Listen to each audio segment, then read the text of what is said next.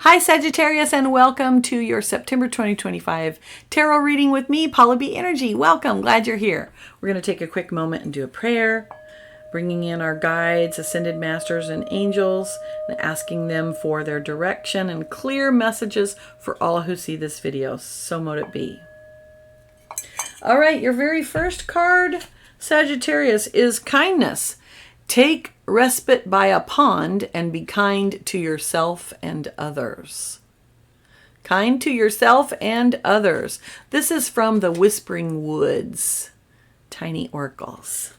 Okay, your second oracle card is New Home. Moving is a step in the right direction for you. So for those of you who've been thinking about moving, there's your answer. For some of you, it will be the right decision. I'm going to say not everybody is thinking about moving, so that card won't apply to all of you. For those of you who are not thinking about moving, this card is going to be very instrumental in helping you in moving forward with a relationship or a career or, a project that you have going on. I like that. But also that kindness. And there's a butterfly just outside my window. Wonderful. Blessing our reading. I love it. Okay, now your first three cards are all about the recent energy, like within the last 6 weeks or so. If you are watching this in August, that means you're in this energy right now. So your very first card is the Justice card, the card of Libra, the card of balance, the card of personal responsibility. Some of you may be in the middle of a legal battle of some kind, and so you will be receiving that justice. You will, I think, be getting a new, it will be a result that is just for you. Okay, that's the message I'm getting on that. That was a little confusing. They were hitting me with a bunch of stuff there. Okay, your second card is the Eight of Pentacles. This is a card of mastery. It's the card of continuing to work and perfecting your work so that you get better and better and better at it. The pentacles are all about your resources. So that has to do with your energy, your time, your abilities and talents, definitely. Also your relationships and your career if you are working, or your money in general if you are not, and has to do with your health as well. So what I'm hearing is that whatever it is that you're doing, you're going to continue to do it, and you're going to get better and better and better at it. That's great news. Okay, so continuing to work along, which is good for September. I like that for the fall. Now, your third card in your present energy, it came out reversed. I'm going to show it to you this way first, is the Ace of Swords. Aces are always new beginnings. Swords have to do with the element of air, and they correspond to our mental processes, how we think, our logic, our ability to communicate. I often view this as the sword of truth, but this card came out reversed. For me, this is about you cannot see the truth. You're not able to communicate as clearly as you want, or perhaps you're not thinking as clearly as you could. Not to worry, but I think that this is, you'll have a little bit of that in this recent past energy. Moving forward, looks like we've got some excitement happening here. The very first card is the Four of Wands. So for some of you who are looking for love, you're going to find it and you're going to marry it. The Wands is corresponding to the element of fire, and it has to do with our actions that we take. It's also our passion and our drive. This is the card of divine blessing. This is what's known as the 1111 card, because those four wands create those two 11s on the scene. And 1111 is known as a card of a number of divine blessing. Often people say it's a divine number. It means that Spirit is looking out for you. God, whatever term you could term the divine. And what we see here is a celebration occurring. Now, this shows an actual family, and they're celebrating something. So it could be an anniversary as well. So there's going to be some celebrations happening in September for a lot of you.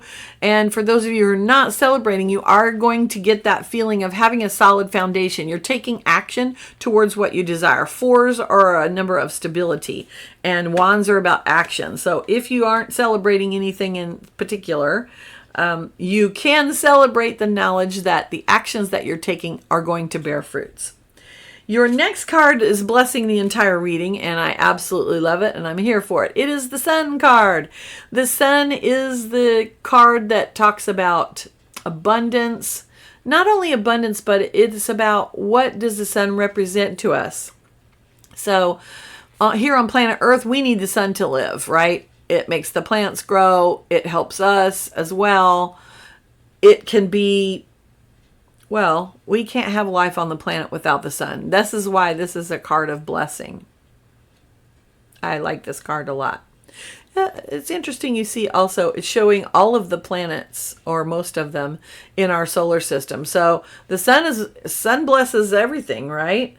In the original depiction of this card, the Sun card shows a little baby or a toddler riding on the back of a white horse. And the white horse is indicative of assistance is being given to you. So thus a blessing card, right? And also that whatever it is that you're doing becomes easier because of that blessing. I like that. And we need that because your next card for your present energy is the Nine of Swords. Now, this is a card that talks about waking up at night because you're anxious or you have worrisome thoughts. Keep in mind you've got the Sun card right above this, so that particular anxiety or worry is lessened just by the fact that the Sun card is there. I do think that this is part of that not able to see the truth thing. You're trying to figure something out and you're employing your logic to do it. You will reach a culmination of figuring it out, I believe, based on what's coming up for you in the rest of your cards. But you may have, sometimes when you're really worrying about it. The Nine of Swords is often where we're worrying about things that we can't control. Honestly, that's pretty much what we always worry about, right? And if you're in that worry mode, ask yourself, is what I'm worrying about something that I can influence the outcome of? Can I control it in any way? Is this worry, in other words, is this worry doing me any good whatsoever? Because if it isn't, you need to try really hard to release it. You will be releasing it because in your future energy, so the energy coming up towards the end of September for you Sagittarius, is the Ten of Swords. The Ten of Swords is the ending, right? Tens are always endings in tarot. Swords energy, we see this person, he's lying on the ground. He's got all these swords up above him. Now, keep in mind, this is mental energy. This is air energy. Look that they're floating here. I like how they depict this. So it's really showing, this is those thoughts. If you notice, okay, look at the difference between the two cards. So in the Nine, I can't hold these cards straight. In the Nine, look how the swords are crossed. They're all tangled up, right? Thoughts all tangled up. And then in the 10, what do we see? We see, each one of them is shining on their own. They're not tangled anymore. They're actually kind of glowing. So you're going to get some resolution to this confusion that you are experiencing this month, Sagittarius. And you're going to have an ending to the worry. That's great news. I like that a lot. So it looks like so far you're getting some blessings and continuing to work, and you're getting some clarity. Your next card in your future energy is the King of Wands. Okay, so I'm going to say that this clarity that you are receiving is actually going to help you take action. Wands is fire energy. It is about action. It is about knowing what you want and going after it. And the King of Wands is very good at that. He's very good at delegation. It's possible that some of you may need to delegate in order to achieve what it is that you want. This can indicate a passionate relationship as well. So for those of you who are, wanting a passionate relationship, looks like you're going to find it, or maybe you're the passionate one in the relationship. In any event, getting that clarity is really going to help you connect to your passion and be able to know what steps you need to take next. I like that a lot. And and then you get results. You have Queen of Pentacles. So Pentacles again is your resources. The Queen she's the queen of the abundance, right? She's the Earth Mother. She is going to be manifesting all of this abundance. And she is. Look at her. She's in a beautiful garden. She's wearing, very expensive clothing. She's obviously wealthy. Now, when we think of wealthy, often we think of, I have all the things I want. But we're talking about pentacles, which is not just things like material things. It's also sometimes something that we think is intangible, like our health, our relationships, our time, our energy. These are all resources. So she's manifesting all of those things. What I'm seeing is a progression. When you are able to get that mental clarity, it helps you really focus on what it is you desire. Then you can manifest the thing. Okay, now we're coming to your challenge row. And your very first challenge row card is the Knight of Pentacles. This is the slowest knight in tarot. So as a challenge, I'm going to say for you, Sagittarius, patience is going to be the thing that you're going to struggle with this month. The Knight of Pentacles does not do anything fast. In fact, sometimes he procrastinates. Slow and steady wins the race. It is going to feel like you are slogging through the stuff, all right? It's going to feel heavy to you. You are a quick sign. You are a fire sign. And you like to do things fast, fast, fast.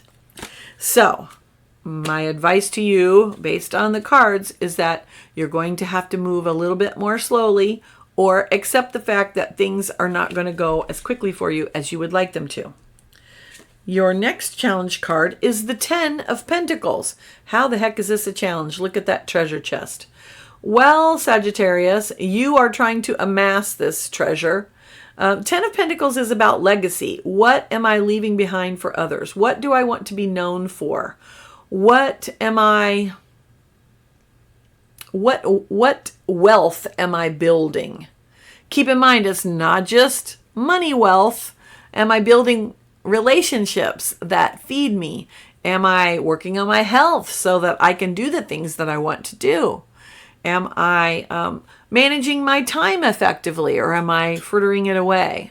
So that's going to be your challenge this month, is how are you building your wealth? Are you squandering it? Okay. Your third challenge card is the Page of Pentacles. Every single card in your challenge row is a Pentacle card. Okay. Page of Pentacles. Typically, Page of Pentacles, their pages, are messengers. So typically this is a message about one of your resources. I'm going to say, this just came to me, you're going to get a communication of some sort about your resources. For some of you, it will be about health, and it might feel like it's a little scary or that it's alarming in some way. You have the Sun card. Do not forget that, because your challenge is going to be to stay calm and not let yourself go into that Nine of Swords worrying about something. If it's something you can do something about, that's different. Now you can take action and you can make a plan. Okay, let's move on to the blessings. Knight of Cups. For many, many, many of you, it will be a season of love. And we saw that in the very beginning. We saw the 1111 card, the Four of Wands. You've got not only the King of Wands, but the Queen of Pentacles. So you have a king and a queen together. So definitely there are many of you who are going to either be finding a new love or rekindling a love. For those of you who are single and happy, then this is going to be, you're rekindling that, hey, I'm great the way I am and I'm enjoying life. The Knight of Cups is the most romantic knight in tarot, and he is in love with love.